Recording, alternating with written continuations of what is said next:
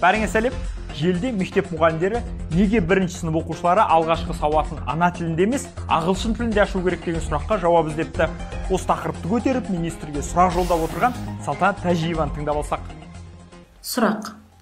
Бірінші сыныптың оқушысы Қазақстан Республикасының азаматы бола тұра, осы мемлекеттің ресми тілі қазақ тілі бола тұра, өзі қазақ бола тұра, неліктен алғашқы сауатын ана тілінде емес, ағылшын тілінде ашуы керек?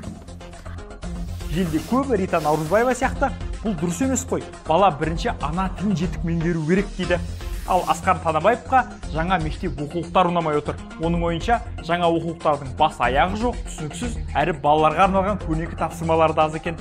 Айдар Тәжиде қалыспай, білім жүйесін қайта қарау керек деп айтыпты.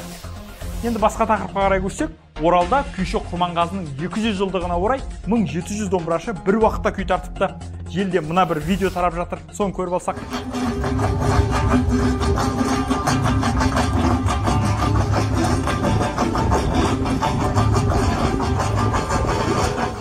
Желде бұны Еркен Бектемірге ұқсап, бұл рекордты көрсеткіш деп атап жатқандар көп.